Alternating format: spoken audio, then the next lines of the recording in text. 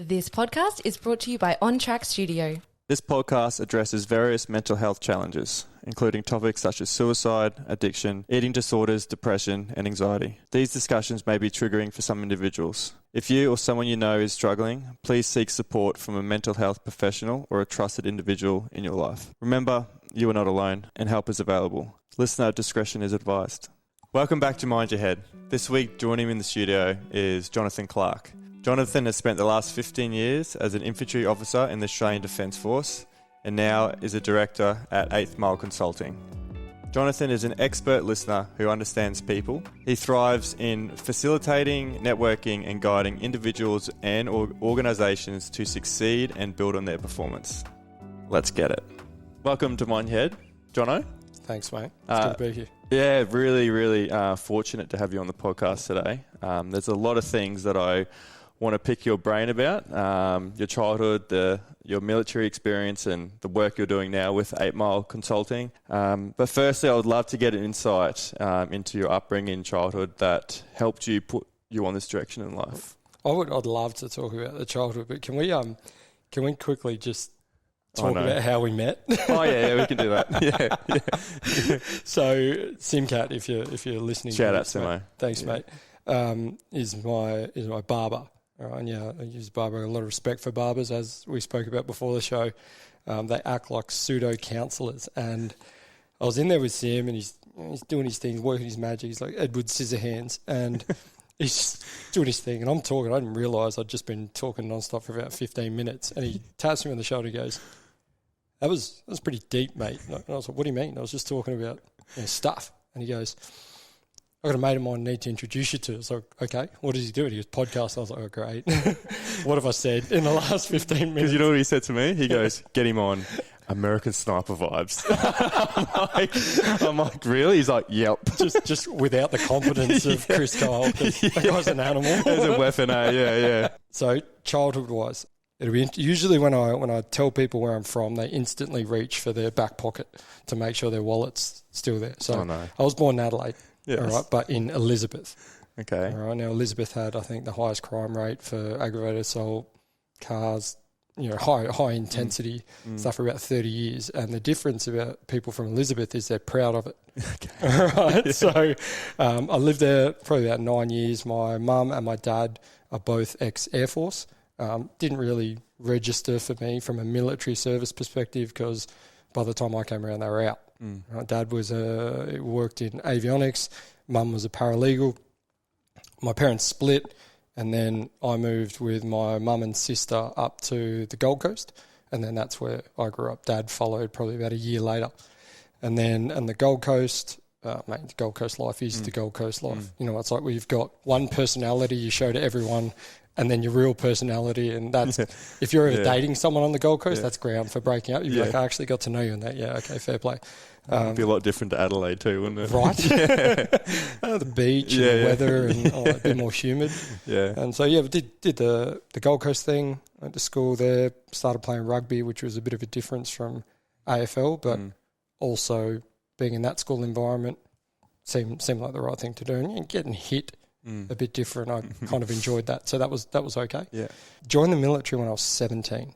Yeah, wow. All right, so fresh out of school. As soon as I could, I was like, all right, well, what are your options? And I couldn't think of anything worse than studying longer. And I was getting into a fair bit of trouble outside of things, like, starting to get noticed for all the wrong things. And so I was like, well, here's your choice. You can either go do some B-grade NAF university degree that would mean nothing to you moving forward, or you do something better. And now my dad always wanted me to be an Air Force officer. Didn't have the eyes for it. Didn't really appeal to me. Blue, not for me. Yeah. So I decided to go the complete opposite and join as an Army soldier. Yeah. So I joined as a soldier first. I did 4 years in an infantry battalion in Townsville at the 1st Battalion, and then crossed over to become an officer. At the end of 2005, I went through the Australian Defence Force Academy, which is like your military university. Yeah. Plus they do a lot of military training, leadership, all your basic skills. And then you go over to the Royal Military College for a year to do your Army-specific officer training. Yeah. Graduated from there in 2009. 2010 was posted to the 8th 9th Battalion as a infantry platoon commander.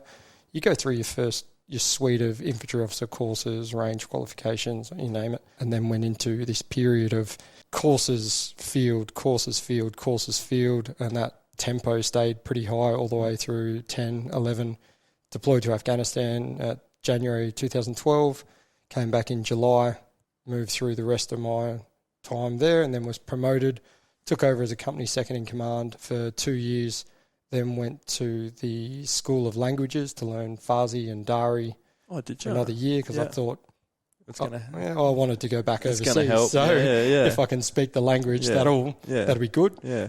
Didn't end up going back. Went to an organisation called Headquarters 1st Division in Brisbane, and then that's where the body started to fall apart. Play up a little bit, And then I got the tap on the shoulder by the doc that goes, "Hey mate, if you keep going the way you're going, you're not going to be able to kick a football in 2 years." Yeah. And I have some issues with not being able to kick a football because I saw what happened with my dad after his stroke, not being able to kick a footy. That really upset him, and just straight through the fields. And they went, "Hey, look, you either core transfer and you go to ordnance or transport or something, or you get out." And I'm like, well, I'm an infantryman, always have been, always will be.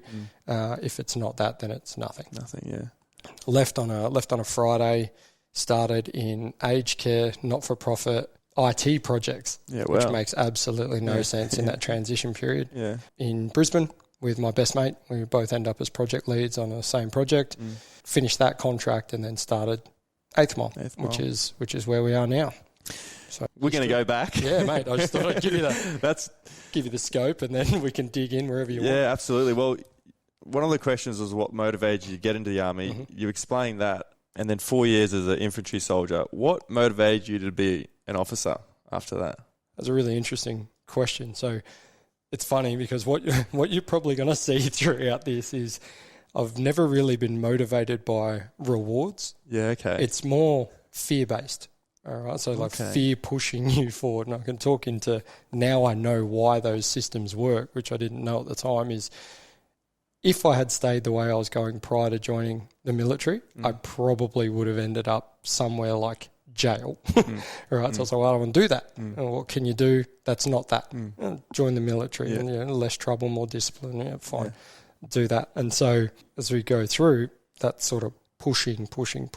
When I was in the infantry battalion, I had a platoon commander. I'm not going to mention his name, but we were having a chat once, and I went, stupid, right? You make the call, and then you regret it instantly, but it sort of worked. I went, you know what? I could do what you're doing. Oh, no. But, I mean, it worked out, right? Yeah. And he goes, well, do it. Yeah. And I went, what? He goes, well, do it. In my head, I'm like, but I don't want to. Yeah. He goes, do it. Yeah. And I went, what do you mean? And he goes, mate, I'll sign the paperwork, I'll get it recommended through, I'll do it. And now I'm caught. Yeah. I'm like, well, I've got to double down. So I did. I doubled down and went through, and I had a choice between, you either go through Royal Military College straight away and then get straight back into it, or you go Australian Defence Force Academy. And I had some officers at the time that I really, really respected. I had a chat with them, and they were like, hey, take the hit now in the 3 years, go and get the degree. It'll set you up in good stead later. I was like, I hadn't studied since leaving school.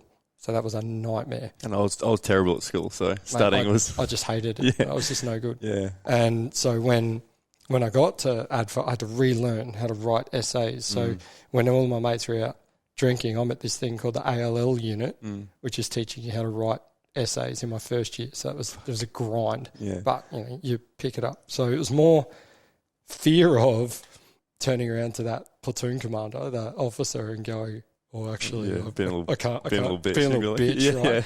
There's fear of being a little bitch. That led me to go, okay, well, fine, we'll do this thing, and we'll take it to its logical conclusion. So you mentioned the transition sort of from Gold Coast and then into the military life. What shocked you the most about enlisting? I'm just going to say the thing. All right. So when I enlisted, day one, right, so Gold Coast. So you can imagine, I'm fresh off schoolies. Yeah, same. Right? Yeah, just finished schoolies. 1 month later, I'm getting a bus down to Wagga Wagga. And I'm like, what the fuck am I doing? I guarantee you didn't look like I did. Okay. Right? I was like bleach blonde hair, like baggy polo, baggy jeans. 'Cause I don't know what to expect. And as soon as I walked in to do the sign on and the stand and all that, they just looked at me. I was like, oh, this is going to cost me in a big way. So, you get on the bus, everyone's happy, everything's jovial until you get about an hour out from Wagga. And then the mood just gets real dark real quick. It does. And then you get off the bus and it's carnage, right? People are screaming, yelling, pushing people around. And I'm realising that you got to carry everything in your left arm, and I've got the heaviest suitcase in the world, right? And I'm weighing 63 kilos. It's like, it was about me too, actually. I did not think this through in any great level of detail. And I turned around because I was like, that's carnage. And I turn around and then I just get shunted off the bus because I'm getting back on the bus. This is rubbish. Turn around, just get shunted off the bus. And here we go. And then straight away they see the bleach blonde hair and they're just, already India. And I just get fed. Yeah. And I remember after like just getting almost like sensory overload, going, I have no idea why I'm here, why I'm doing this. This is just rubbish. What am I doing? And then I turn around and look back at the bus and this guy gets off with a mohawk.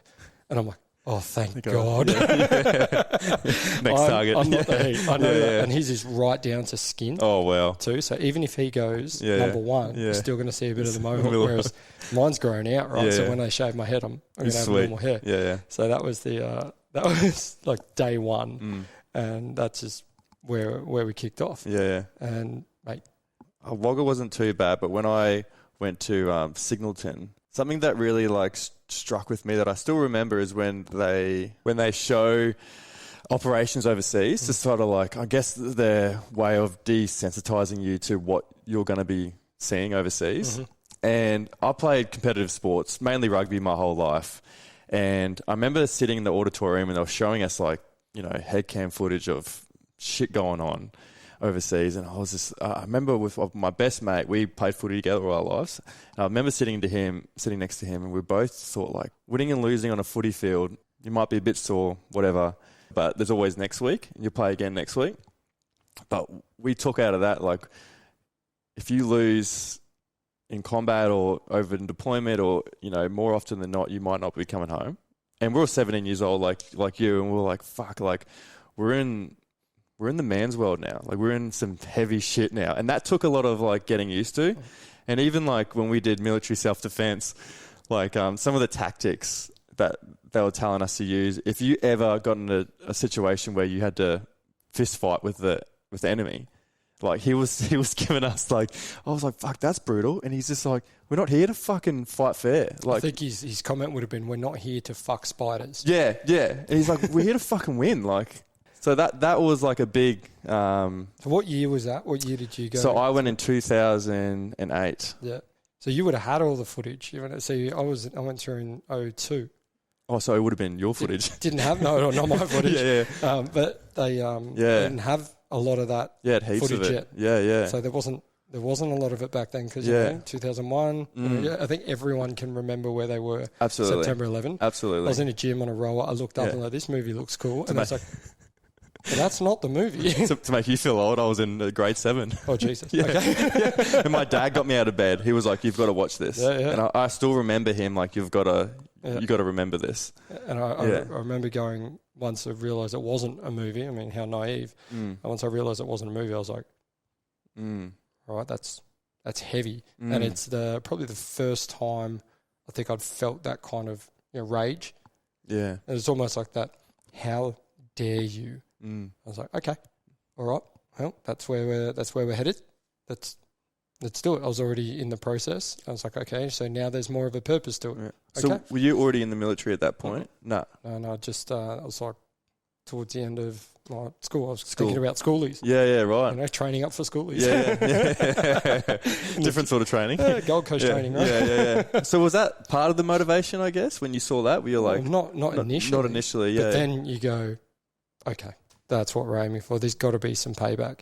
And then you go, okay, well, that's just another layer on top of it where, I'm talking about being fear-based. Also, like the fear of something like that happening again pushes you to go do a thing. Now, I wouldn't deploy overseas in operations or anything until 2012. So I'd already done a lot of time in the military while I was in training for ADFA and RMC. My battalion deployed twice. Yeah. So you're sitting there watching your mates go over there, you're seeing a few of your mates not come back, and you go, okay, all right.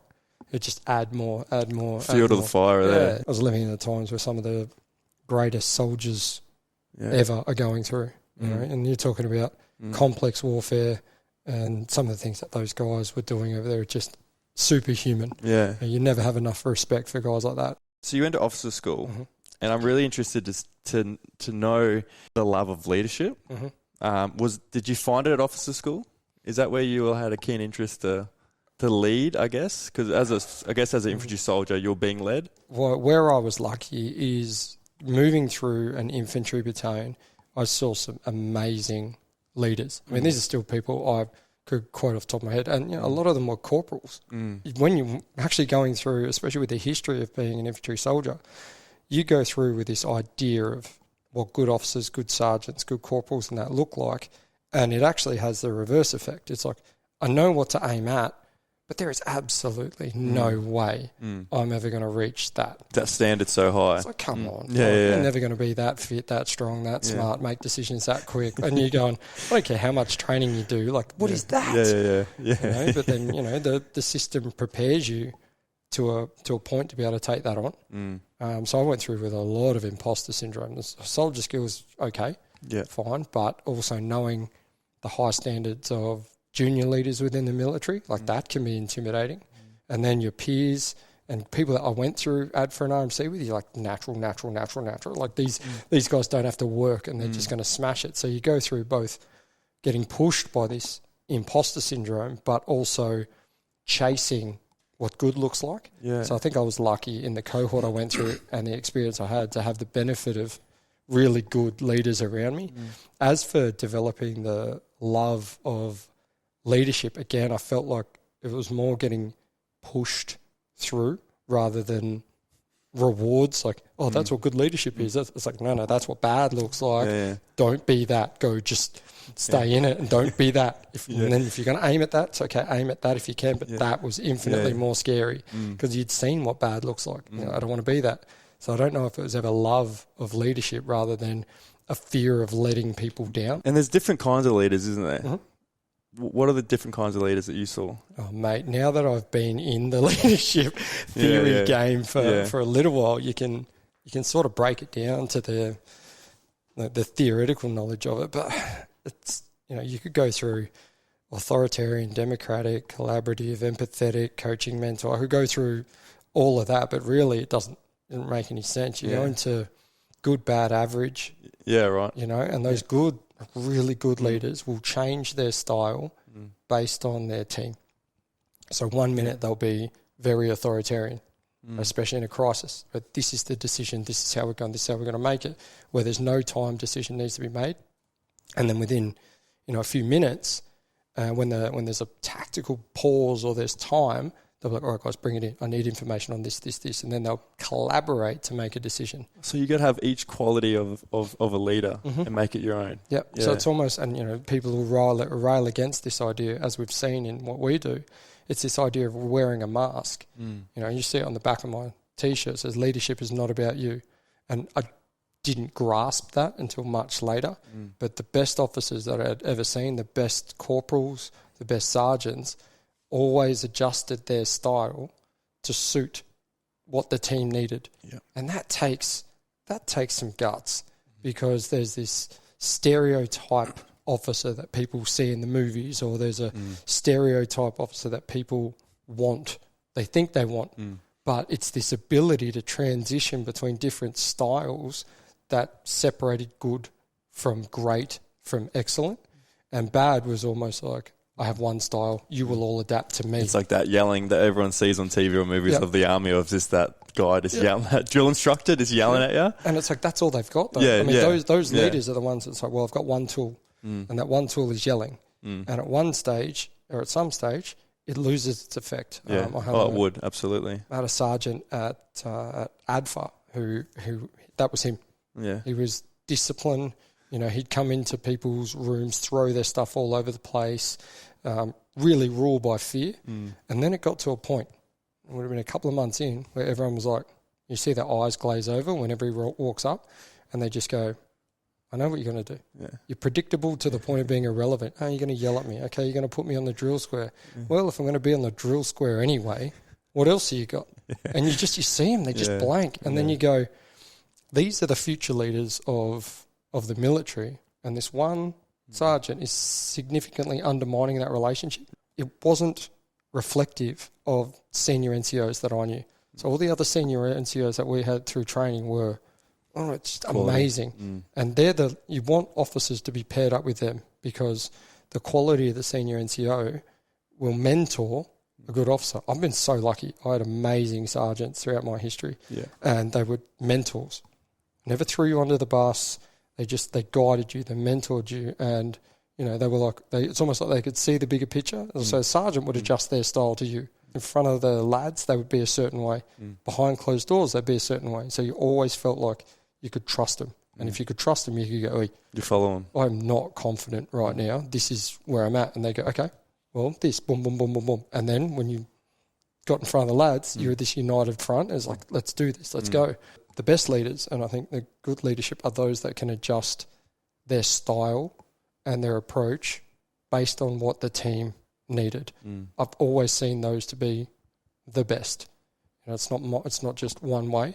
They can switch and adjust and morph into what they need to be for their teams, and that's hard. It's hard to do, yeah. It's like parenting, right? Good leadership is hard. Good parenting is hard. If it's not hard, if it's easy, you're missing something.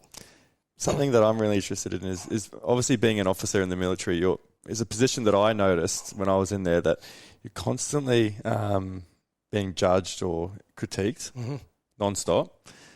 And obviously the soldiers look to you for command. And how did you handle those responsibilities or those the high pressure situations, and how did your approach to that change over time?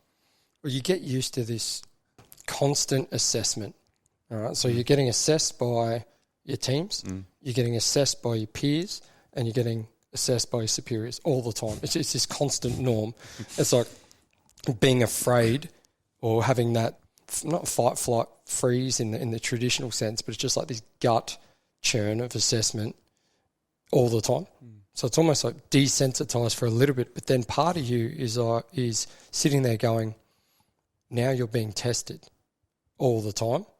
Well, you got to show up. If you're going to be tested, then let's see where you're actually at in the testing. So you step willingly forward into being tested. So it's okay, I'm in front of the lads, I'm being tested. They're looking for gaps, they're looking for weaknesses, they're looking for all this. So you don't drop the guard. They talk about authentic leadership. Yeah. I don't know what that is. It doesn't make any sense to me, because some of the times when you're, especially in some of the more hairy situations, if you were authentic and vulnerable in what you're feeling, you're not going to inspire any faith in anyone ever. All right? It's like going, oh, shit. But if you demonstrate that, here. Right? It's like, I didn't really plan for that. Yeah. Then, I know what you mean. But if you were to show that, then you lose the confidence of your team. Yeah. And so with this whole idea of being assessed at all levels all the time and how to deal with it, again, common thread, mate, fear-based. The fear of letting people down is enough to push you through to do the things that need to be done. And, you end up working outrageous hours, outrageous times, but it's like that fear of letting people down pushes you forward. Now, if you can orientate that towards a goal or something, then you can talk about now I know what it is, the science and the data about competing systems where, fear is adrenaline, cortisol, pushing you forward. A motivation or a goal is dopaminergically moderated. Yeah. And they don't overlap. They work in sequence. Yeah. So it's like if I'm going to be running from something, I'm running at that. So you end up retaining your faculties a lot longer, whereas if you were to just subscribe to a fear-based thing, fight, flight, freeze, you lose your ability to think and analyse and make decisions. So I think the way I've always seen being able to manage that level of stress is that fear of letting people down was strong enough to push you forward into doing things that are uncomfortable and then get comfortable being uncomfortable, because it's a environmental norm. You can't run from it. Do you thrive in high-pressure situations? I don't think it came naturally, but I come from a school of thought where I think crisis leadership or chaotic leadership is slightly easier, and it's a seductive lure if you're not careful, because what happens in crisis, there's a problem, and people go, I just want the problem to stop. They don't care about interpersonal relationships. They don't care about frictions. They don't care about who took the last, donut from the bain-marie. They don't care about that. They just want the problem to stop. Where you start to find problems and where I think it's infinitely harder is when there is no burning platform. Like, people in the military nowadays, there's not. I mean, we've got Ukraine, Russia, we've got a lot of conflict in the world. Preparation for conflict might be there, but the whole time in my service, we had Afghanistan, we had Iraq, we had some other conflict that was going on. So people always had something to aim at. Well, that was driving you forward because you knew you had to. Yeah. But nowadays, or now at the moment, there's nothing. I mean, I'm not privy to a lot of information that's kicking around the military. Yeah, but, soldiers were aligned to operations. Yeah. That's where we're always geared to. All the training was geared in operation. It was always had an operational focus because you knew you're going over there. So a lot of the noise filters away because you've got an operational focus. Crisis leadership was a learned, or chaotic leadership was a learned thing for me. I don't think I was natural at it at all. But being able to build the processes, systems in there to be able to make decisions. And also I was mentored and guided by some guys that were amazing in crisis. So you go, okay, well now I know what good looks like. Aim at that. Like, do that. Whatever that is, do that. Do the same. Yeah, but maybe not to the same level that they could. I mean, I'll tell you about one of my platoon sergeants. His name's Simon Jones. Sorry, mate. I love you. All right, this guy's a weapon in crisis. He's unflappable. Yeah. In crisis, both in training and, he's on a podcast and I heard about some of his other operational stuff and he just gets it and he was natural and he had this way of, I don't know what was going on in his brain. He could have been freaking out, right? But he just had this mask. He was stay calm. Pulling a knight's visor down and everyone would just draw a lot of comfort from him because he could just make a decision. He'd just get it done. I remember once we were on exercise and we're on a bit of a rotation where it was like not a lot of sleep. And there's this point in time, if you have a power nap, where anything over like 22 minutes, you space out and you're just like dizzy and all that. And in this training exercise, got hit and I was at my 21-minute mark. And I woke up and I just could not get myself back under. And he comes up and he grabs me, he goes, "Oh, JC." I was just like cross-eyed, doing all sorts of stuff. And he goes, "I'll give you a minute." And he just goes and just starts running it. Oh, right? Wow. And then I finally got my stuff together. He came back, gives me this beautiful handover, and then just on. And everything just was seamless after that. And he just always seemed to have an answer. I caught up with him when I was on deployment over in Afghanistan, and he just has this way of, if you're working with him, he just calms you down. So you look at it and you go, that's a mentor. And he would mentor his junior people well. He'd mentor senior people. There's no arrogance. There's no us against them, no senior NCOs versus officers, nothing. It's just like if you're in the team, you're in the team. If you're in attachment, you're in the team. And I was like, okay, so that's what good looks like, right? And as a man, as a family man, like loves his daughter. He's just had a new baby girl, and he's committed to his kids. And you just go, that is an example that you can take to the bank all day. Let's do this. So my career was littered with people like that, and same with guys like my best mate, who's also my business partner. You want to talk about critical analysis under pressure? That guy. Really? Yeah. Mate, I don't care who you are. You see that and you just go, well, that's something to chase. I'm not competing against him. I'm always competing with him. But it's like, all right, that's what good looks like. All right, let's dig. Yeah. I hate studying. I hate reading, all of that sort of stuff. I like reading, but not the stuff that we have to read. Yeah. But I'm like, I've got to keep up. So it's always good to have something to chase. And you mentioned you had so many great mentors. How did you develop your identity as an officer and make it your own style? Initially, I just had this list of what not to do. Yeah.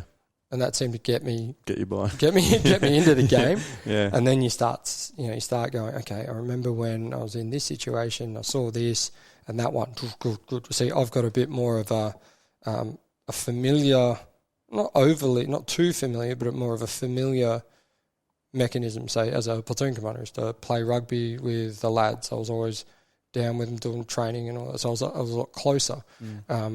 Try and know their families, kids, so that you knew them.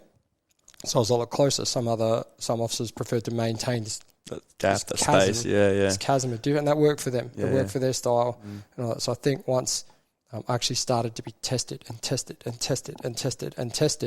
you had to find a way that worked for you. And, same, you would adapt and shift and change styles. I don't think I've got any singular style. It's more of an adapting and morphing style to whatever the situation needs at the time. I am very extroverted. I like being around teams and people that I know.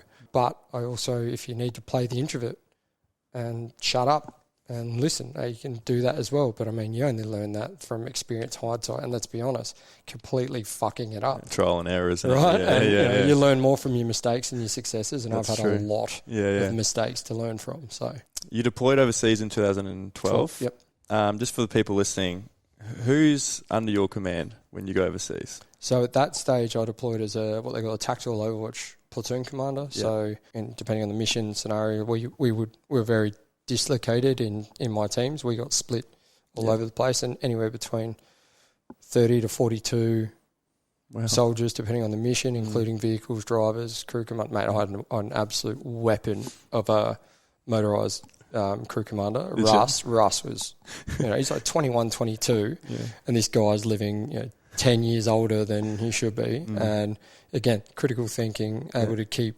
vehicles running, make decisions without supervision. These guys were just fantastic. I also deployed with the majority of what we call the reconnaissance platoon, and the smart, fit, strong. One of my corporals was also someone I was a soldier with.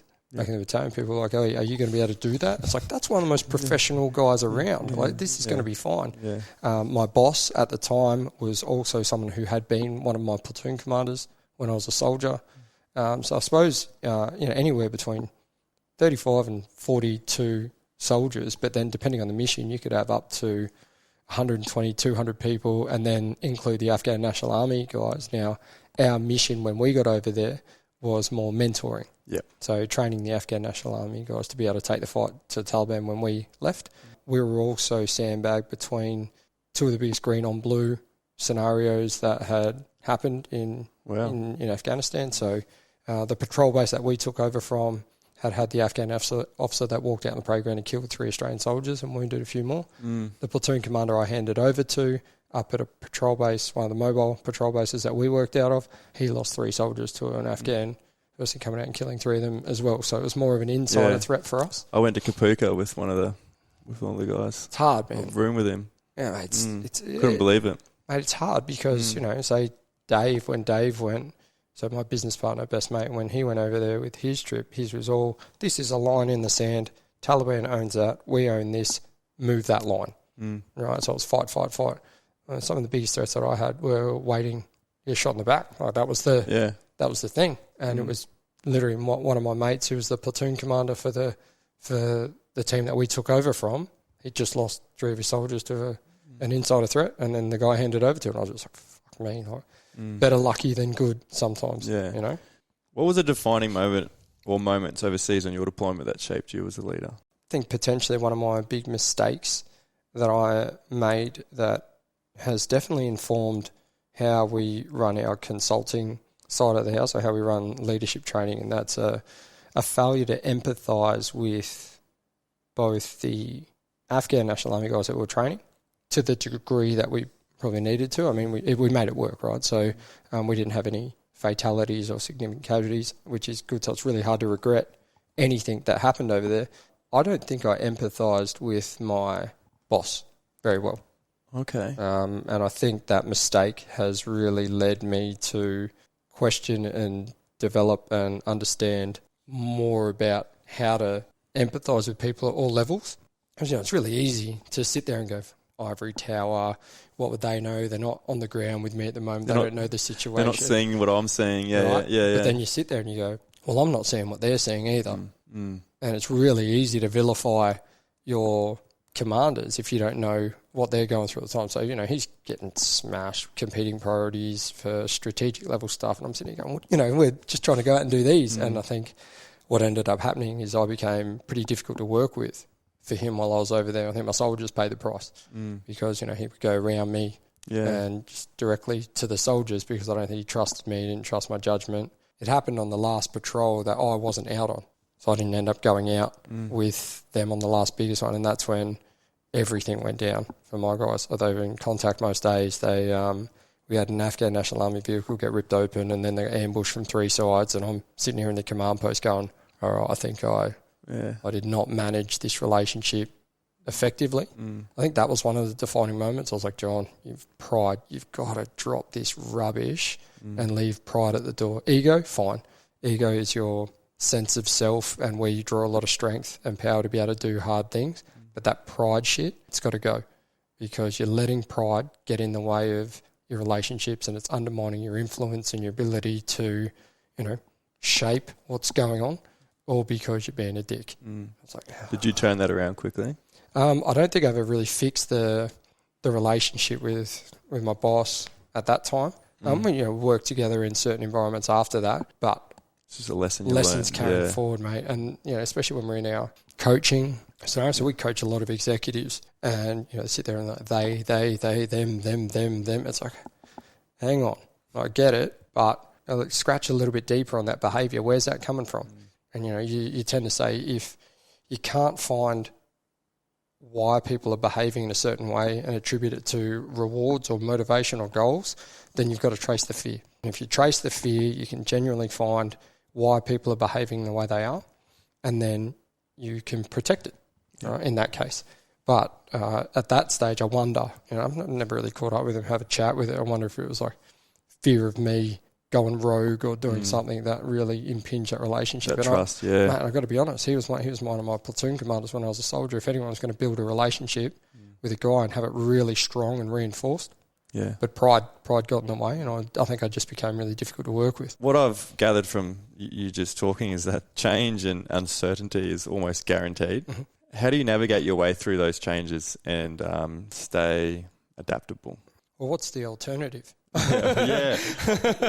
Some people hate change. Some people, it's so hard for them to be adaptable. Yeah, and that'll cost them. You've got to toe this line between chaos and order, I suppose. Chaos being change, order being the structural policy or process that is stable within the environment. But if you go one way, then nothing changes, and you don't end up getting better. You don't increase performance. You don't adapt to the environment, because the environment is chaotic.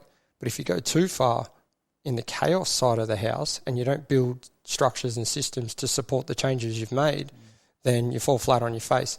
So I think in that middle ground is this dance. Now, uncertainty is one of the biggest fears for anyone. But if you can find relevance in the chaos, so you can track where your relevance and your competence is in a chaotic environment, it removes some of that uncertainty. So, you would have dealt with change. So going from a civilian environment to a military, that is a change. Yeah. Right? Now, people either turn around and go, I got through that, thank God, that's good, I can get through a change. Other people go, oh, well, I can adapt, I'm resilient, I can make changes. They reframe it in their brain. It's not like I just did this one thing. So it's how you view it. Exactly. So it's like, I solved this problem. It's like, no, I solved problems. I led this mission. No, you lead missions. You first time, I ran one podcast. No, I run podcasts. Yeah. That's what you do. Right? For people that are scared of public speaking, they get up and they speak one time. And they're like, I'm so glad I got through that. It's like, well, hang on. No, you now speak in public. Yeah. That's what you do. You've done it. So I think it's reframed. So the chaos and the crisis and uncertainty, it's like, well, I've been through things that are uncertain. So it's not like I just got through one thing that was uncertain. It's like, well, you get through uncertain things. And there's a system, there's a process, or there's a mechanism of thinking about it. It's like, what do I know? Not what do I assume, what do I know? And then we act on things that are fact, and as best we can. Sometimes you have to make assumptions in planning and strategy, and I get that. But, what do I know? Because otherwise you end up spooling off, just going completely left field, and then the situation doesn't look anything like what you started. Whereas, like, if I'd have just stuck to what I knew, I would have made a better decision. I consume a lot of content from Simon Sinek. Yep. Obviously, I'm sure you're familiar with him. And he said two great qualities for an effective leader. He says empathy and perspective. It's not about being in charge, it's about taking care of those in our charge. I think you touched on it a little bit earlier. How do you define true leadership, and what qualities are essential for an effective leader? Leadership's a tough one. Because I know you're saying like different types of leaders in different situations. Yeah. And I think you touched on about emotional intelligence and having that empathy. What other qualities, I think? Well, I think leadership is about service. I think Simon nailed it. Right? And I think one of the things about leadership that people don't realise when they and they start talking about it. They're like, corner officers in car parks and whatever. Is what we've got to understand about leadership, especially in a competency hierarchy, is the higher you go in a leadership framework, the more lonely it is. It is categorised by lonely. It is categorised by accountability. It's categorised by holding the risk when everything goes down and blows up. So once you understand that, you go, well, actually, let's be honest, if you're doing it right, leadership sucks. It's funny you mentioned that because Rich McCaw, captain of the All Blacks, I read Dan Carter's book and he said to be a captain of the All Blacks, it's meant to be like this pinnacle stuff, but he was saying it's the loneliest place to be because you're in that middle ground of like, I've got to rip into the boys. I can't be their mates too much. I've got to be sort of close to the coaches. He goes, it can be a lonely place to be. And it's influence based. Yeah. It's based on your competence and relevance. Yeah. Right? And if you get that wrong, if you lose the competence part, you start losing your influence. If you lose the relevance part, you start losing your influence. So I think in essence, leadership is about, well, it's not about you. There you go. It's probably a reason why I've got it on my shirt, is leadership is not about you as the leader. It's about those people that you are tasked to lead. Now, leadership might not be positional. Now, that throws a bit of a spin in there because you see a lot of people with a lot of influence in organisations that aren't positional, but they still have a responsibility to those people. Exactly. Yeah. Right? So I think leadership's not about you. It's about accountability. It's about service, and it's about integrity. It's about doing the thing that you promise, or doing the thing that you said you were going to do, and doing it the same way when people are watching as when they're not watching. And I think if you get those things right, you're going to be all right. The ability to make tough decisions, and you touched on it earlier, not only to make tough decisions, but to make them quickly is an essential part of the skill that an officer must have. How do you make tough decisions? I get comfortable being uncomfortable. Can you share a time in deployment where you had to make a tough decision? The very first meeting I had with an Afghan commander, now, knowing what we're going into, the potential for green on blue threat and all that, you've got to toe this fine line. Green on blue threat for people. Yep. So Afghans were green forces. Yeah. Australians were blue. Blue. Yeah. An Afghan person killing Australian forces or trying to target. The Taliban came up with a really effective strategy of being able to defect Afghan National Army people. And one of the difficult conversations or difficult scenarios that I was pushed into was walking into that first meeting, and you go, all right, so potentially someone within that force is looking to shoot you in the back, yet you've got to try and build trust, you've got to try and build camaraderie, you've got to try and build a professional relationship because you're going to be going out on patrol with these guys. You'll be mentoring them, training with them, and then trying to mitigate that and communicate that with your soldiers. Now, they get it. I've got this thing called trust with insurance, so someone's always ready to go. But that's probably one of the most difficult situations I was faced with because, one of my mates was the platoon commander and had his 3 soldiers killed. And so you go in there and you're like, how do I act to this person? Well, this is probably one of those times where I actually got the empathy piece right, which didn't happen very often. But he'd be looking at us knowing that one of his people has killed some of us. And you go, what a strange dynamic this fucking thing is. This is going to be hard for both of us.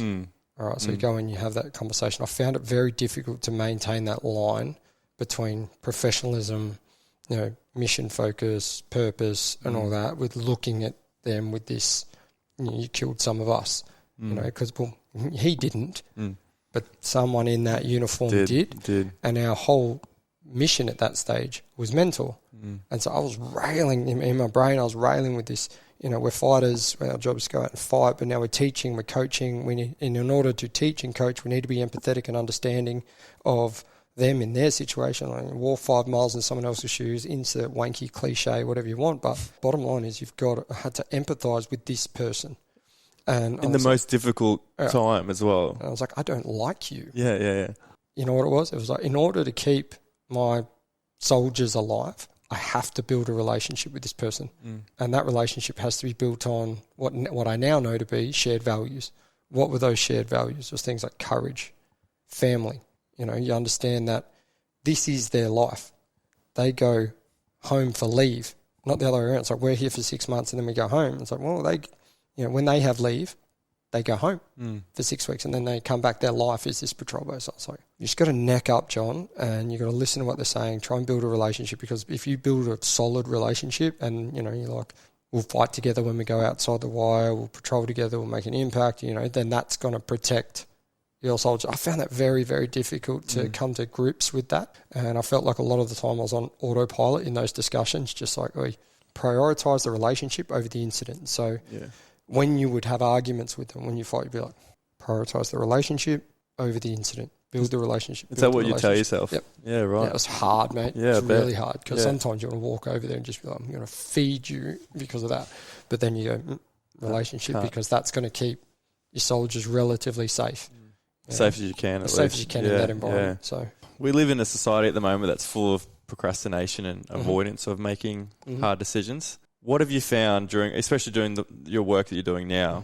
Why do people avoid making hard decisions? I look at it from a perspective of consequence. I tend to find that a lot of the people that are driven, especially with self-discipline, like it's just driven, they're mainly running from something. All right. So you've got this idea between running from and running to. Running to is your goals, what you're motivated by and all that. And then you've got this running from, which is your self-discipline, which is anchored in fear. And those people with a strong enough fear are pushed to maintain their self-discipline and pushed to act in a way that would set their future selves up for success. Say you don't want to train today, right now. I don't enjoy training because it hurts in back, knees, and it sucks. All right, I'll tell you a story, and this is what has helped me get through procrastination and help me do difficult things that I don't want to do, including having difficult conversations.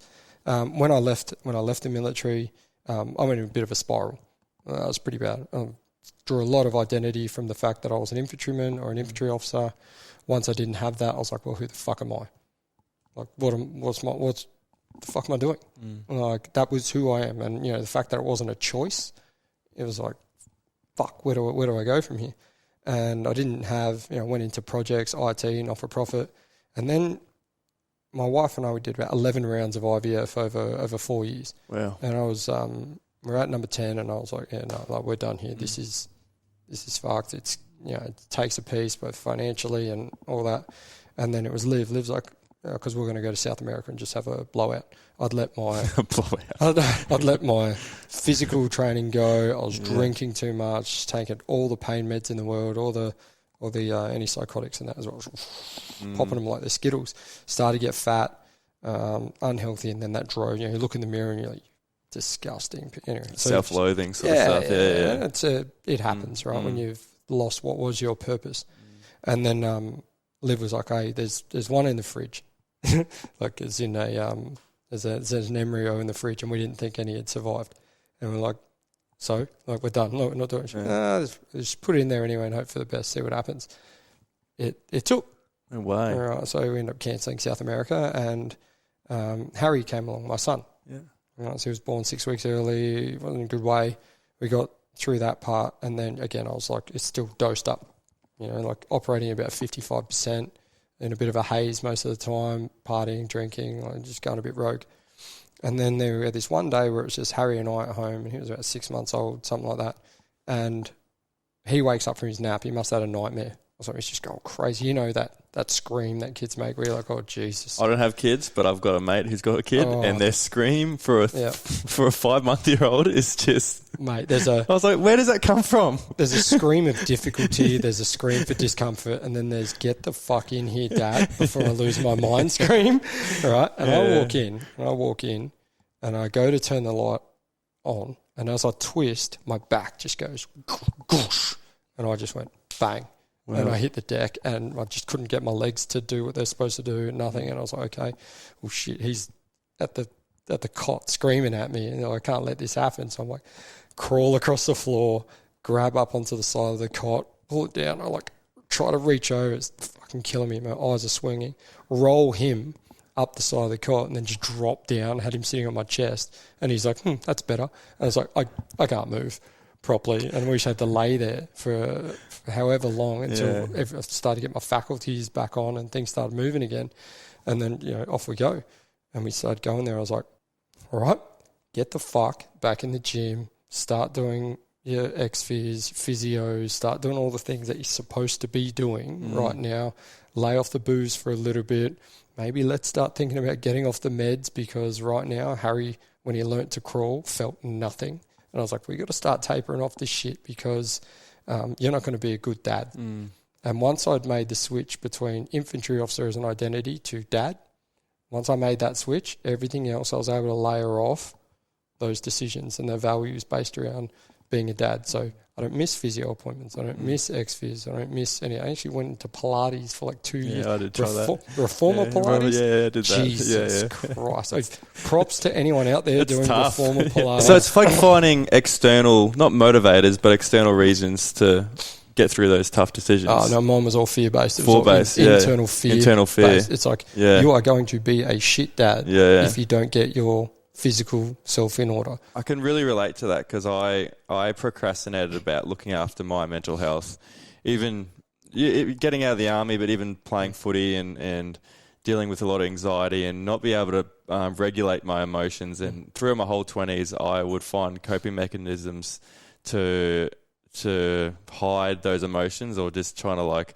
so drugs and alcohol, big one, partying. Huge. I was just like, nah, this is it for me. It was too hard diving deep into why I'm feeling like this. It was so much easier having a remedy of go party. And all my 20s, I reckon I got to 29, 30 when I met Jordan, and I was still really, really reactive. Zero patience. Anything would set me off. Angry for 2 or 3 days. And I remember Jordan sitting me down, and I yelled at her for something that was pathetic, really, really pathetic, and really upset her. And then two days later, she sat me down and she said that I'm here with you if you choose to fix this. But if you're not, I don't want my kids or our potential kids to ever go through you like that to me. And I was like, fuck, I'm going to lose her if I don't do this. So then that was like a big thing for me. It was like, all right, let's fuck this. I've procrastinated for 10, 15 years of not finding answers and not searching and not just going deep into why I am the way that I am. And that was like a huge motivator for me. And kind of like the fear of she's, in my eyes, she's perfect. Am I going to throw that away because I'm too scared to go deep? The fear of losing her is stronger than the fear of doing the thing that you need to do. 100%. People, especially in today's society, I know we're not going that way, I suppose, in a podcast, but so positively focused. It's like positive reinforcement, positive reward, dopamine, social media, drugs. It's like there's nothing pushing. It's like you want to play in motivation 90% of the time. You want it to be positively driven. You want it to be dopaminergically moderated, like that. You want to play in that space. It feels good. But when motivation gives up, you need something that's going to kick your ass. You need something that's like, I do not want to get out of bed today. I really don't. This sucks. I don't want to do anything. My back hurts. My knees hurt. And then it's like, get the fuck up out of bed and walk, because otherwise you're going to let them down. Otherwise you're going to let your mates down. Otherwise you're going to let these people down. You need that. You do. And I think this gearing towards a solely positive reinforcement thing, you can't reward a behaviour if it doesn't exist. All right. So once you're moving again, oh yeah, cool, all right. Got to the gym, started training. It's like, good, you did the right thing. You are now physically more able to play with your kids. All right, reward. Your dad box tick. All right. But when you were thinking about giving up, what message does that send to your kids? And in our case as well, especially in the veteran community, what message does that send to other veterans? That it's okay just to kick back and do nothing and let everything fall apart. So it's not. It's not okay. Especially as a dude, right? You got your responsibilities, your family, your Jordan. It's like, well, you have to do the thing that you said you were going to do. You got to have that integrity, I think. And I think it sounds like I'm being really like psychopathic, but I'm not. So you got to have a fear there, so that when the positive feelings and the dopamine and all that gives up, this thing it's not pretty. Like, it's not the slick solution. It just moves you forward. It keeps it going to the point that you can reset the motivation, then the motivation takes over. I love that, because I've had a chat to some people about motivation versus discipline, and it's sort of like motivation versus fear, really. because you're not always going to be motivated. You're not always going to feel like to get out of bed or to do this hard thing. But in my head, I don't rely on motivation because it's more like a feeling like you're not always going to be happy or you're not always going to be sad. You're not always going to feel motivated. So I think Jordan said something like, you can have a day off. And I'm like, can you? It's like, I don't always enjoy going to the gym. I don't always enjoy it, but it's like I have a responsibility to go do it. Yep. The fear is something that we've obviously talked a little bit about, but the fear of failure, it's something that's really haunted me throughout my life, especially playing footy. I've mentioned in different episodes, it stopped me from trying new things because I was afraid of looking like a fool. And when you try something new, you're always going to look like an idiot. It stopped me from wanting more from my life. And there's this really good quote that I heard that you might be familiar with. It's fear is a mile wide and an inch deep. So it looks like this big ocean that you're going to step into and drown. But when you take the step, you realize it's only that deep and you're not going to drown. And it's such a good visual because for me, it's like all that anxiety about making a tough decision and fearing what the outcome could be. If you just take that step, you realize you're not going to die. You're not going to drown. You can walk through this fear and there's plenty more, I guess, steps you can take. How can people overcome the fear of making a wrong decision and, I guess, embrace the opportunities of learning something new? I think fear is a constant. All right. And I think there's a difference between fear of doing something and then the fear of doing something. Yes. I think that's the critical distinction. And I'll lean on what I'm trying to do with my son at the moment. All right. And it works because it was something that my dad told me. All right. So my son's afraid of the dark sometimes, not to the degree that I was afraid. I was really, really petrified of the dark. And my dad turned around to me once and he goes, because it was bad, it was really bad. And he goes, son, you do know that the things you are scared about that you can't see probably can't see you either. Well, that's something. Right? So multiple iterations, going to the military, working at night a lot, doing all that. And now I've got my son here and he's afraid of the dark. And I was like, there's more. There's more than just they can't see you because, as you know, if you spend a long time in the dark, you get accustomed to the dark, right? So then you can see in the dark. It's one thing I've told my son. It's like, just take some time with it. Let your eyes adjust. Things won't be as scary. You can't be brave unless you're scared. It's a precondition to being brave. Like people that are fearless, it's like don't have the opportunity to be brave because they're not scared. Yes. All right. So if fear's a constant, then at multiple iterations throughout your life, you can use that fear to become brave. Now, here's it from the not the psychology but almost chemical level, is that if you willingly step forward into the fear, you retain your ability to think. It's like stepping into an ice bath. You're willingly stepping into an ice bath. You're like, okay, all right, you can still think, you can still do whatever. If someone walks up to you while you're not looking, picks you up and dumps you in an ice bath, done. Fight, flight, freeze, done. You lose prefrontal cortex, no analysis, no decision-making, problem-solving, all of that, and you go into gasp and you're done. That's the same with any fear that we've got. If you willingly step forward into it, right, you retain your faculties and ability to think. You challenge yourself. You actually switch systems from a fear and anxiety system, which is moderated by adrenal cortisol, to a seeking and approach system. You want to go into detail about that. There's this dude by the name of Jaak Panksepp, effective neurology, absolute weapon. Don't listen to him on YouTube, you'll fall asleep. Right? Read the books. It's good to go.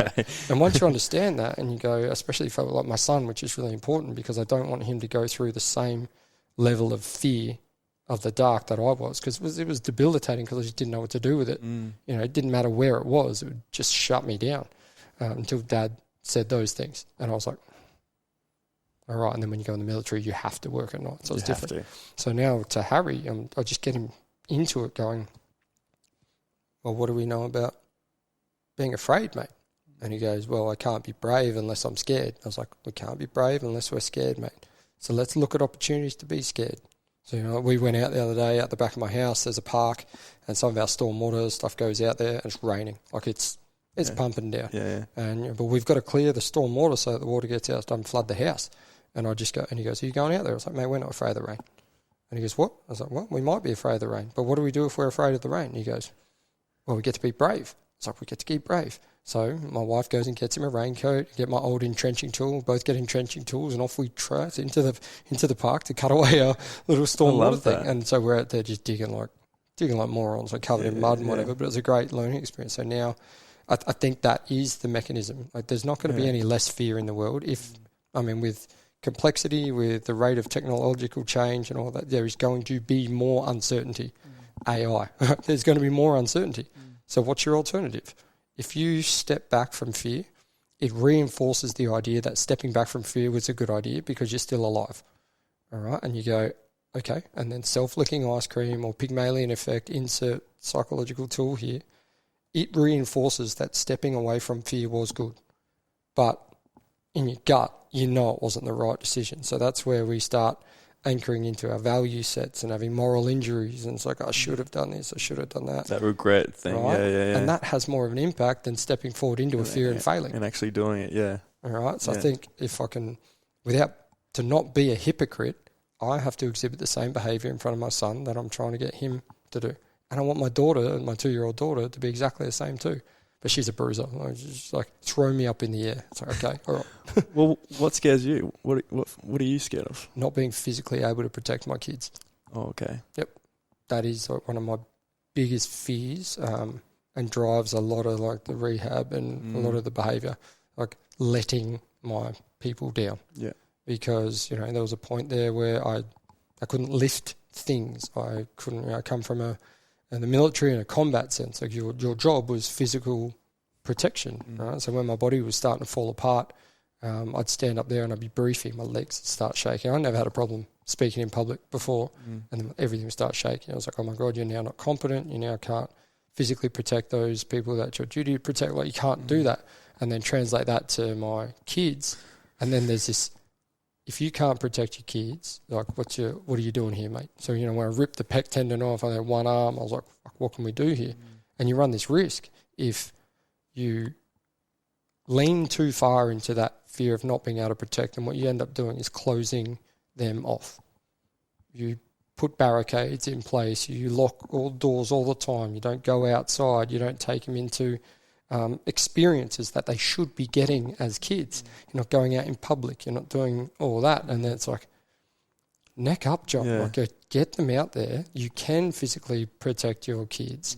And then you have to sort of fight the imposter syndrome, fight the fear, and do all of that so that you can get the experiences which validate the fact that you can do those things. I had one of my best mates sat on that seat last year, and he was a combat engineer. Yep. Man. So much respect for combat engineers. Yeah, I should put you in contact with him because he's an absolute legend. And weapons. And he spoke about a day that was a turning point for him. He was out on operations and they were clearing a hillside, and one of his teammates stood an IED, lost his legs, saved his life. But that night, his commanders were saying, all right, the next day we're going back out there to that same spot. We need to clear this hillside. And he was saying that him and his teammates got no sleep. They were all fucking so nervous. They were so scared. Like, they'd just seen what just happened that day. And he said on the way out there the next morning, he was just like, all right, how do I do my job? How do I be calm and do my job? So on the way out there, in his head, he was saying, you're going to die, you're going to die, you're going to die. Okay, accept it. And that helped him clear his head for him to do his job because he was just so fucking scared and nervous. Were there times in your deployment that you had to confront and overcome fear? My fears on deployment were always geared around letting people down. The team down. Yeah. Always geared towards letting them down. I didn't have a lot of firefights. Yeah. All of them, my biggest threats were internal from Afghan National Army people and IEDs. One of those things I can't do anything about. Right, the IEDs. IEDs, yeah. So my combat engineers, where I'm like, I have so much respect for those guys. I mean, they're funny. He's hilarious. Mate, they would come around and they were the minesweepers and they'd be like, oh, careful. Wasn't they like throw metal on the ground near me? I was like, Like, you take Were care. they? You take they're the Cheeky best. little That was fucks. so good, man. And that dark humour, right? It's that dark humour. It's the dark humour that pulls a lot of the fear and uncertainty around. Yeah. And so, you just go, you guys focus on this stuff and I'll focus on this stuff, and work together and go, outrageously competent. And competent. They'll find anything, mate. So I was like, I can't control that. They are amazing at what they do. They're literally the best.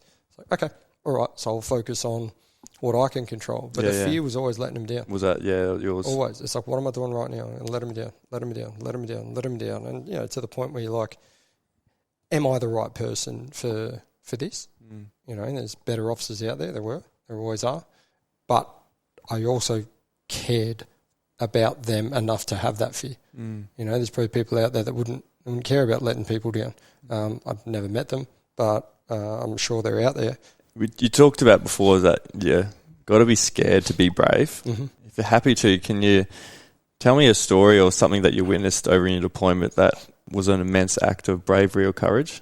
I'll tell you about, because I wasn't out on that last, out on the last patrol.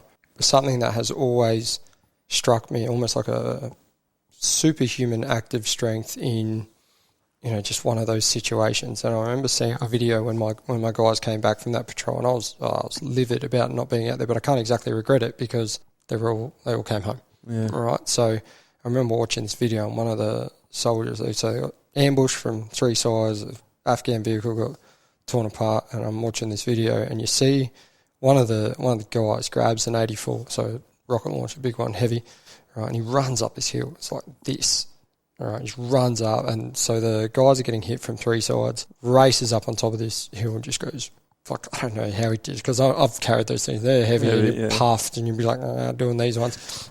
Just straight up there, prop stops, bang, puts this, I don't know where it ended up hitting, but the report afterwards, straight through the stronghold that the Taliban are firing off, just neutralises it, and then they ended up getting mortared by Afghans, because Afghans direct laid mortars straight onto my brick. And I'm sitting here watching this video, and I know they're all back in, they're all back home already. They're already back in this thing. So I know they're okay. I'm like, but still, run! And he just boom, straight back on the shoulder, runs back down like it's not a thing. The age of Afghanistan, Iraq, and all that, just the things that these people were capable of in that moment. I hold all soldiers that have deployed and been in those situations just with so much respect of what they were able to achieve, what they were able to do. Like we're living in an age of superhuman strength and courage and determination.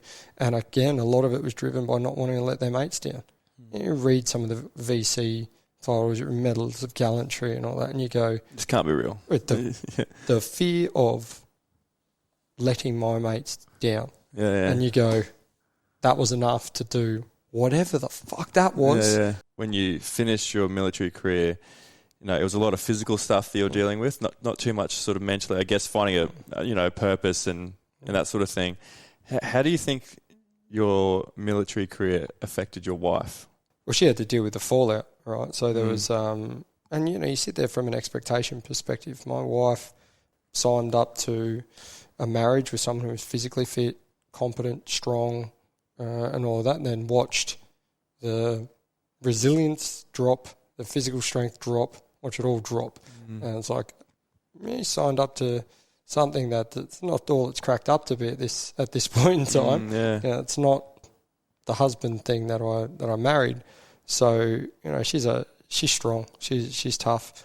She's an emergency nurse. She was an ex-army nursing officer as well. Oh right. Well, she gets it. Yeah. She gets it, and she stayed through it. Kicked me in the ass when I probably needed it, but then was supportive and empathetic in some of those times where potentially she couldn't help. That would have been hard to deal with, knowing that your significant other is going through some things that you just can't help with.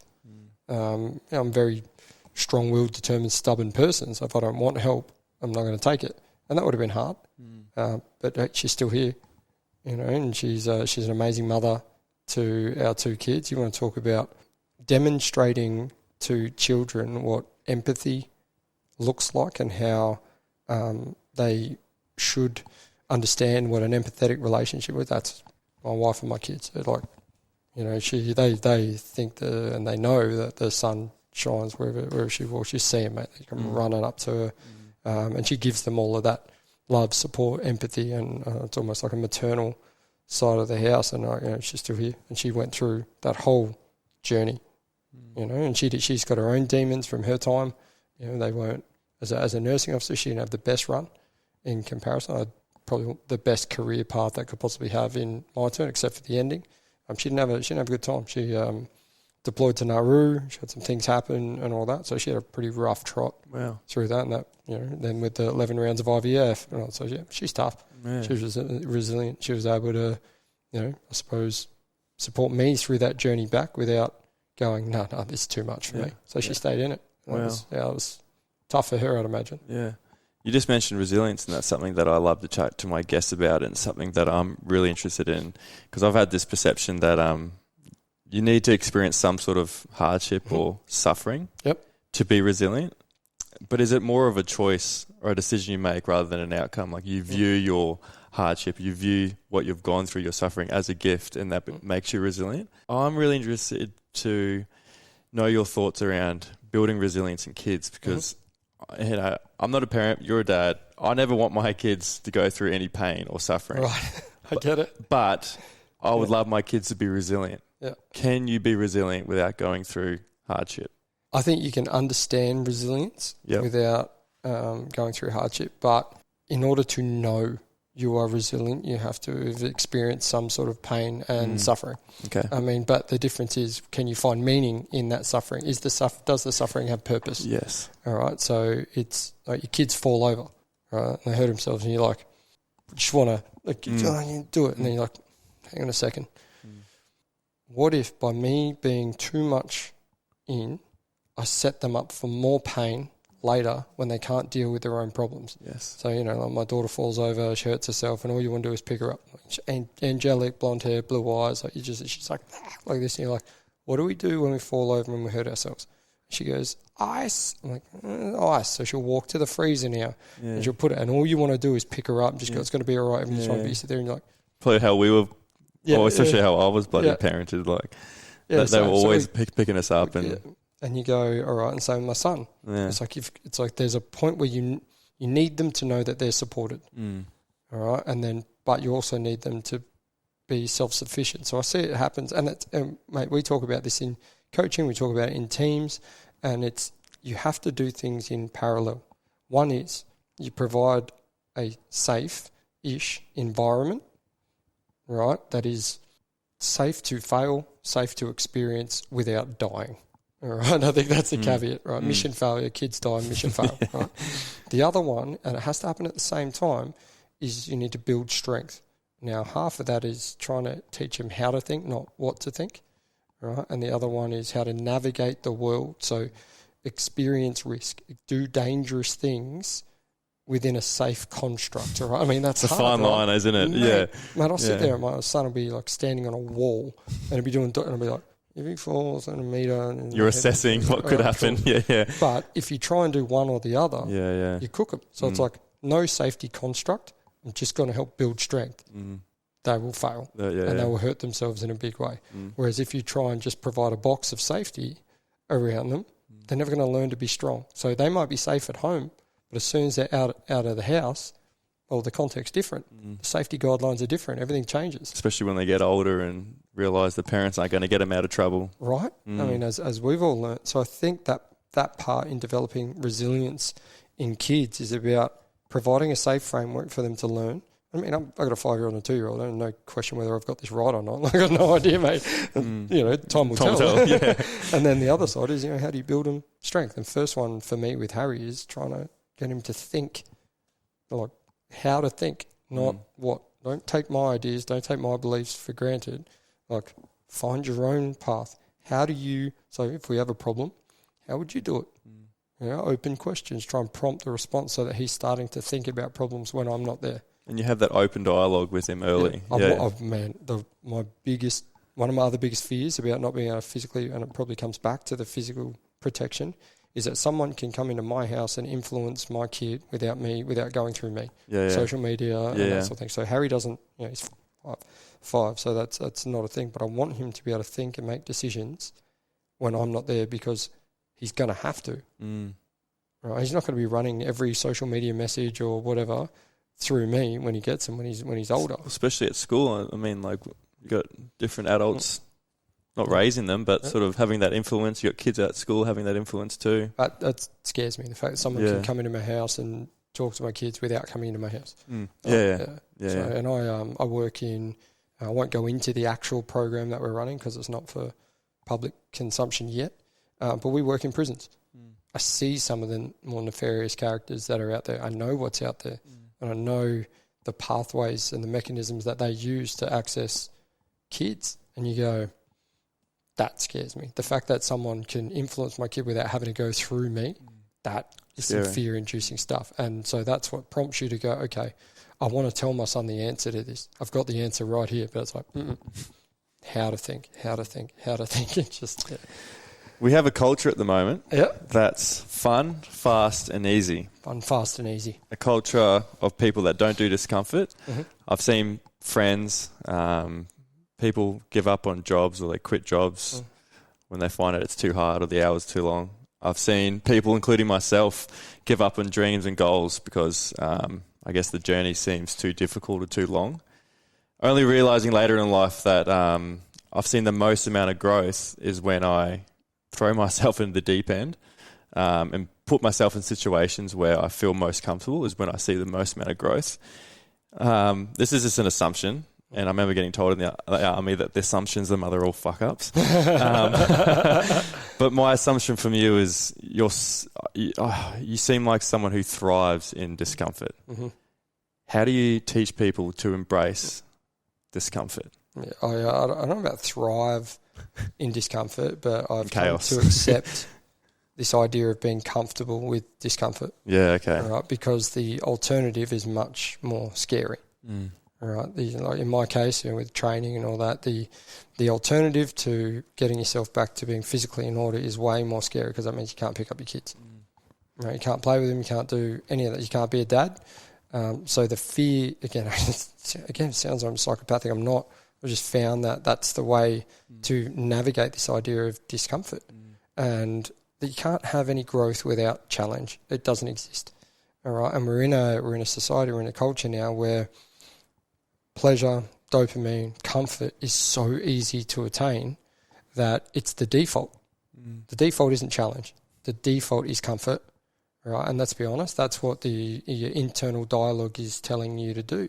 I mean, your brain is geared towards a negative bias, evolutionary, getting chased by saber-tooth tigers and all that. It's like, oh, well, we've got to avoid threat. You've got to keep you safe at all costs, and that's comfort zone. Yeah, keep you safe. Right, it's not growth. No. It's not challenged. It's not successful. It's not high performance. It's safe. Now, safety is not only geared towards a physical sense, it's a social one as well. It's like, I'm not going to go out and get COVID. You're going to see the impacts of being locked down for years to come here.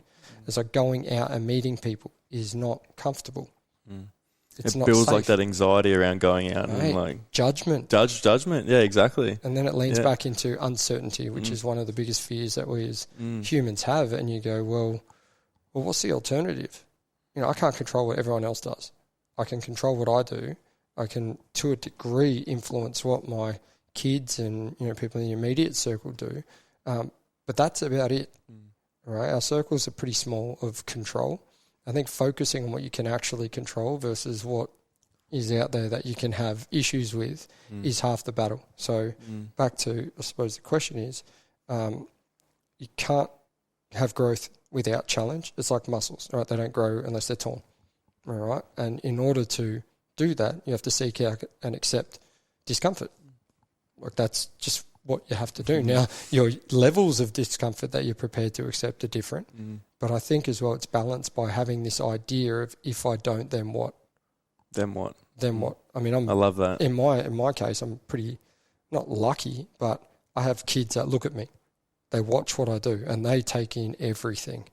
All right. And this is subjective to me. I don't care what other people do with their lives, but subjective to me. If Harry doesn't see me coming back in sweating from training, if he doesn't see me reading ridiculous books that I don't want to read, Right? Effective Neurology by Yuck Pangsap. Are you kidding? The guy wrote it in like type 4 font.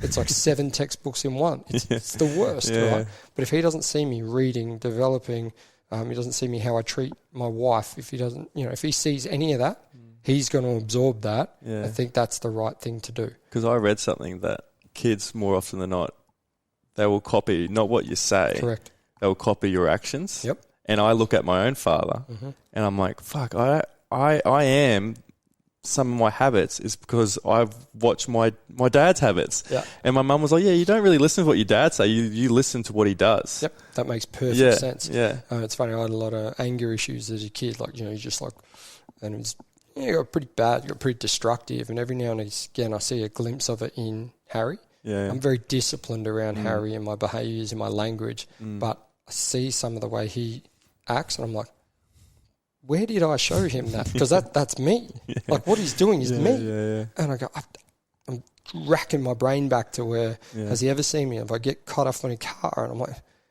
I'm trying to rack my brains on where he's seen it. I don't know where he's seen it, but I'm like, that is me.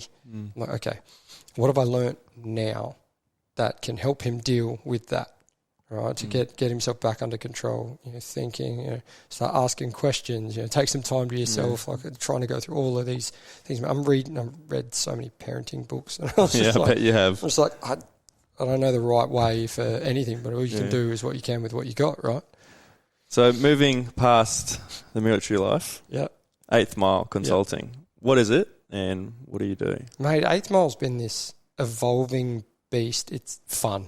Is it? To be honest, mate. It's fun. It's hard sometimes. It's challenging. I'm a bit luckier in the sense that my best mate and I started it.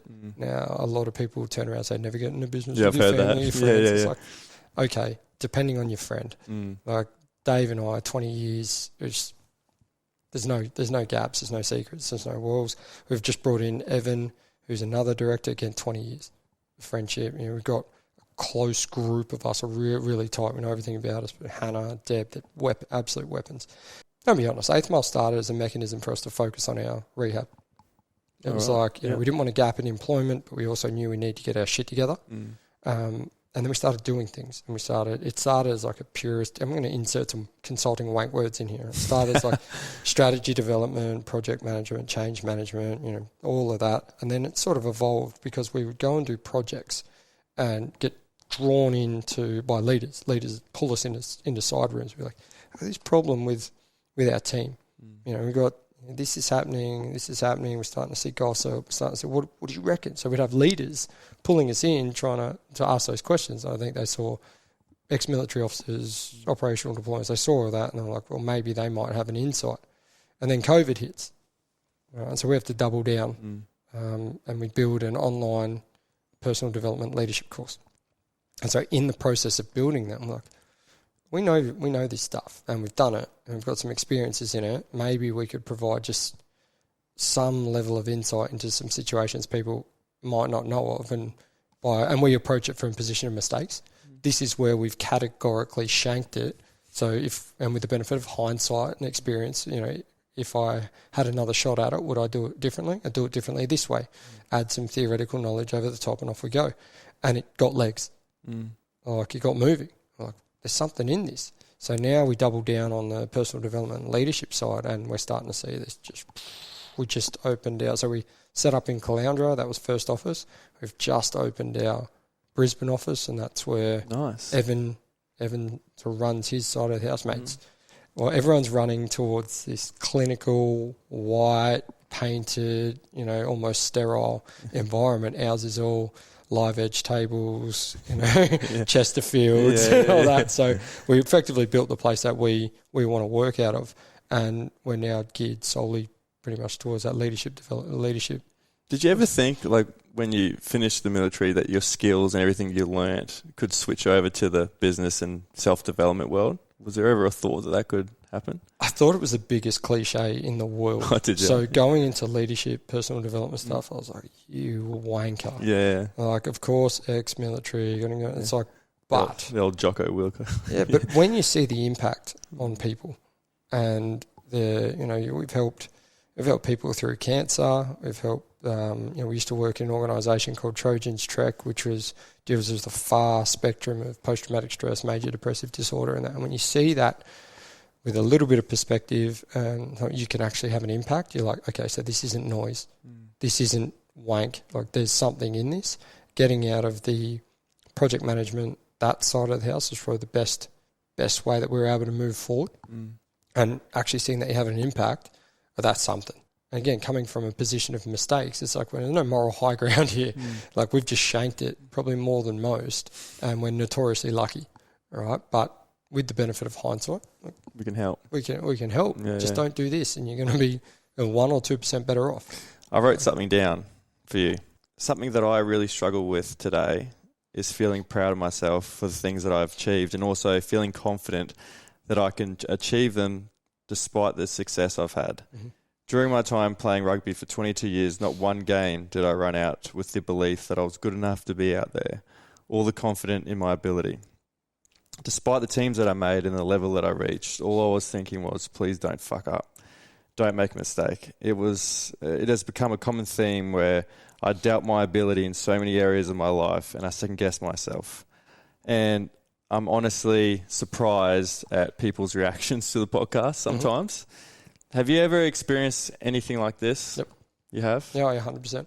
So imposter syndrome is huge. We built a whole course based on it, and it was based on my experiences in the last 2 years in the military. Wow. So so the last 2 years is when the body really started to fall apart, and I hadn't had too many issues confidence-wise. A little bit of imposter syndrome, like, should I be here leading? Like, when I took the guys overseas, they have weapons. Some of the best soldiers that you ever work with. And I was like, well, should I be the one in command here? Maybe. Like, they're amazing. So never a bad word about those guys. But in that last 2 years, you stand there and you have your infantry beret and uniform, and people expect a level of physical ability from an infantryman. You should be able to do your 50k pack marches with your 50 kilos on. You should be able to should be able to carry another man in full kit on your shoulders and run.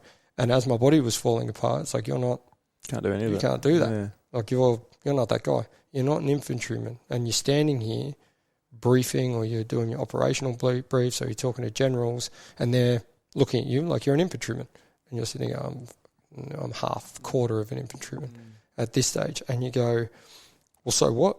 What do you do? And there's a lot of chat out there about positive reinforcement and thinking better of yourself and all. But imposter syndrome is a constant fight.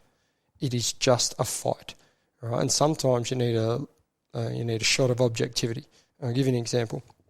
I stood up to give an operations brief once, and it was in front of insert high-ranking officers, peers, everyone. And usually, back in the day, briefs, no issues. And I stood there on a subject that I know, like operations that we're currently running, subject that I know, and I felt my legs shaking, I felt my hands shaking, so I ditched the notepad, and I just felt my face flushing, and I thought my voice was shaking, and I'm like, I am not delivering any amount of confidence in this plan, or that I know what I'm doing. And I just stayed there. I was just like, just grind this thing out, like, just fight this thing out. And when I finished, I walked up to Dave, because Dave was in there as well. I was like, man, tell me what I need to hear, not what I want to hear. This is what I felt. This is what I thought was happening. He goes, mate, I didn't see any of it. Oh, wow. And he was honest. Like, if he was going to... He doesn't bullshit. No way. He'd be like, mate, saw your legs shaking, saw this. And he goes, didn't see any of it. And I was like, well, that's interesting. Well, at least I can hold myself with that layer or that level of issues. All right, well, that's something. That's not nothing. So a shot of objectivity to go, where you're like, I'm no good at this, I'm no good at this, I'm no good at this, I'm rubbish, don't make a mistake, don't make a mistake. All it takes is for someone to come across from the flank and be like, I know you think you're shit. You're not as shit as you think. Let me tell you why. Bang, bang, bang. What you are is rubbish at this and this and this, and we can work on that. But the stuff that you're seeing, it's like looking in a mirror, right? You look in a mirror, that's not an accurate reflection. That's not how people see you. You want to see how people see you, look in a video. It's weird because it's like, it's back to front, right? But we always look at ourselves in a mirror.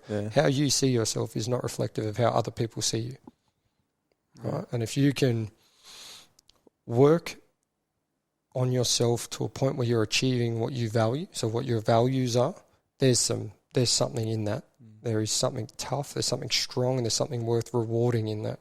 So if one of your values is something like integrity, which would be do what you promise, and you're doing the things you said you were going to do, well, there's nobility in that. There's courage in that, because it's hard. It's hard to do the things that you said you were going to do, right? And that's worth rewarding. And then you go, well, I'm doing that. That's not nothing.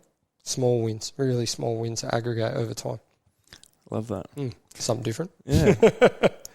One of your, I guess your programs on 8th Mile is Reinvent Yourself. Yep. And I saw a really, really good quote that I want you to get your thoughts on is, burn your ships, not your bridges. Yeah. So Cortez, it's a guy who went over to find New Mexico, and what he did is when he landed, in order to galvanize his group to move forward in a direction and not think about going home, what he did is he scuttled his boats.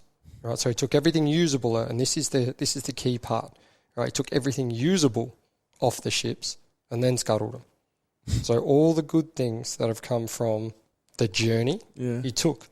It's like, these are going to be useful moving forward. But anything that wasn't useful, he scuttled. Right, so you burn the ships, but the bridges are your networks, are your people, are the good things that have transcended through that journey. Because the temptation is we would throw the baby out with the bathwater. It's like, oh, well, that was a really shit experience, and I failed this and I fucked this up. And it's like, well, hang on. The lessons learned from that you've got to bring forward. The people you met, the relationships, you've got to bring those forward. Right? You can't just go, at this point, I sucked, I was terrible. You've got to bring the positives through, even if it's just the lessons learned. So how you burn the boats so that you make the decision, you commit to it moving forward.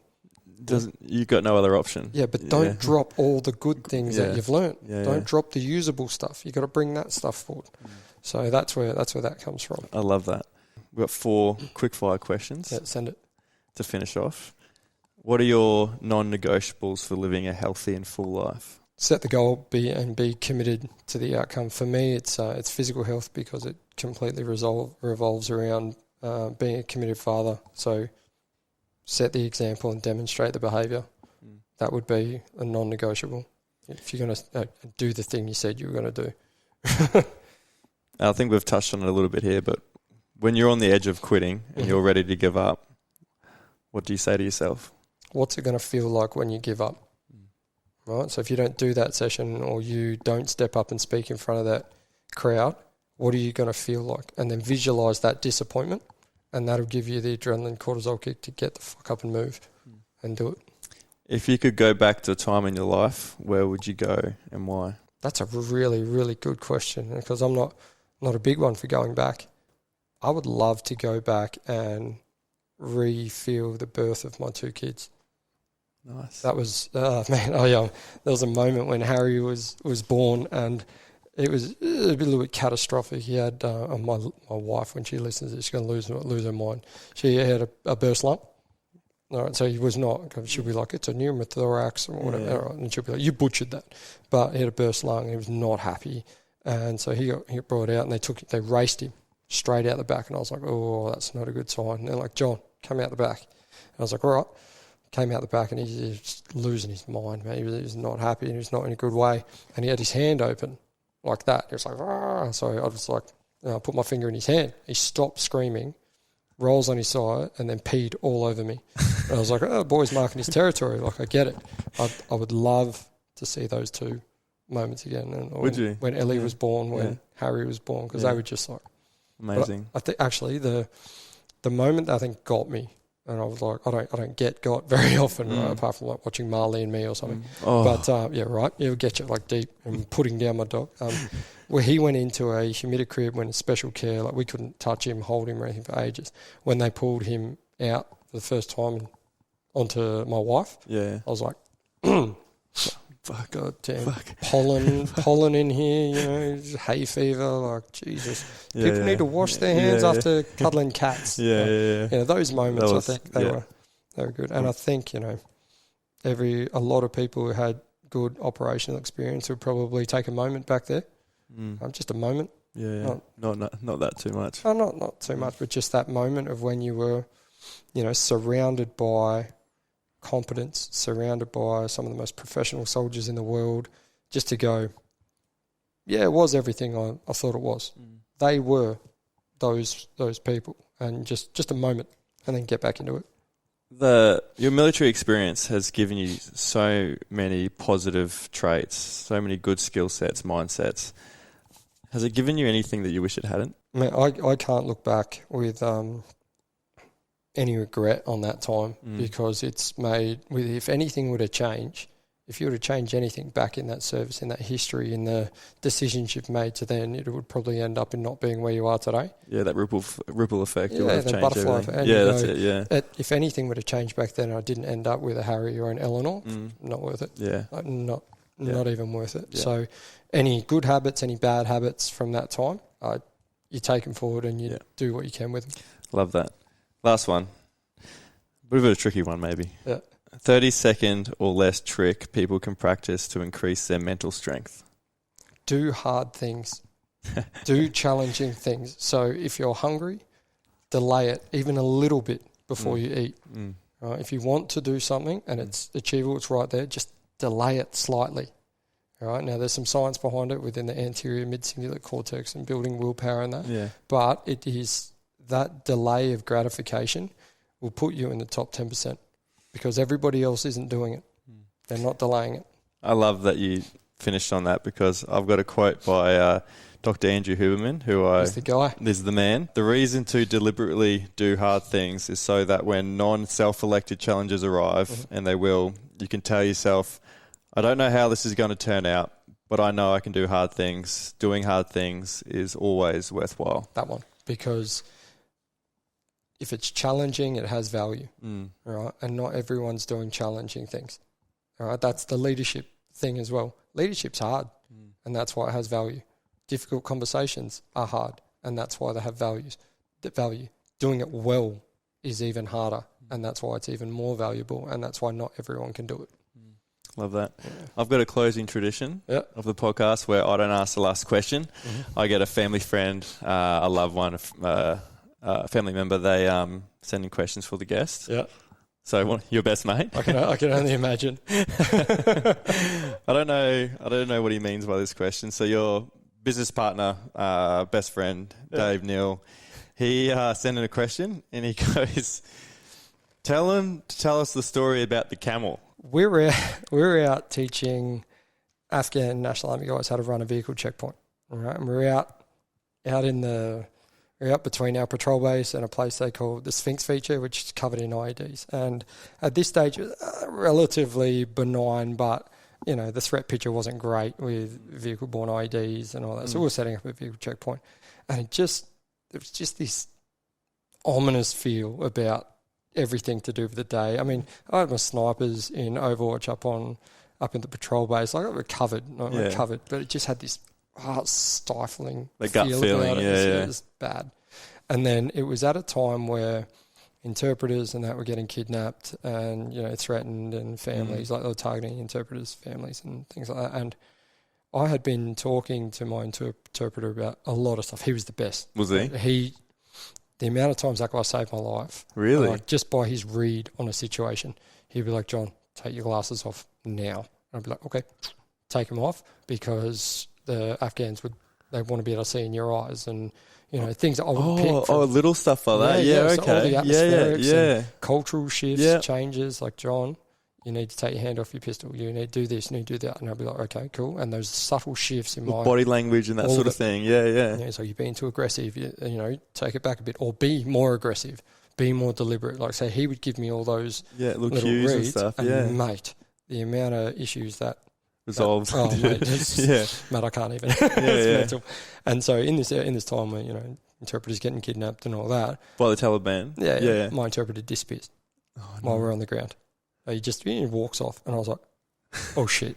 Oh, has anyone seen name? I don't know if he's still in country yet, so I won't mention his name. Has anyone seen him? Where's he gone? And we do this search, start looking around everywhere for him. I'm starting to freak out. I'm about to call this one in. And then he appears at the front of the vehicle checkpoint with a shepherd and a herd of camels. And I was like, where the hell have you been? And he goes, JC, you're always talking about how funny it would be to ride a camel in Afghanistan. You know, you and your Sig, the Shannons, you know, you guys always talking about. I was like, mate, that was a joke. He's like, didn't get the joke. And I was like, it was a joke. And he goes, well... the sarcasm didn't land in there. Didn't go fast, right? Yeah. And he goes, well... here's your camel. Camel's here, mate. I was like, no, mate, that's unprofessional. It was like, that's terrible.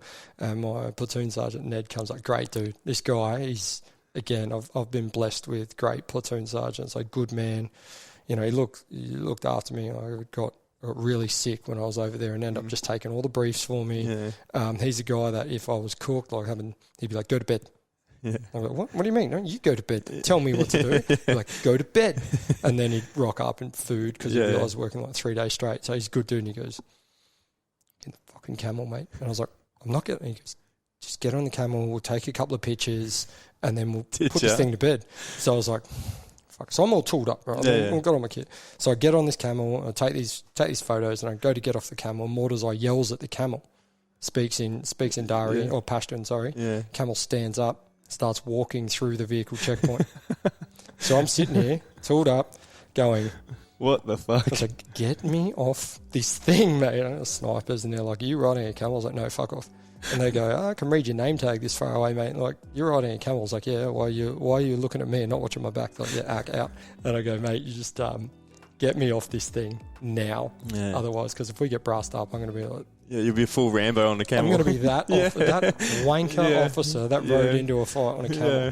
And so anyway, he sat down, got off the camel, and I was like, we're just going to pretend like this never happened. One of the lads sends me this photo, it was a fair few years later, of a guy in World War I sitting on a camel in front of the Sphinx.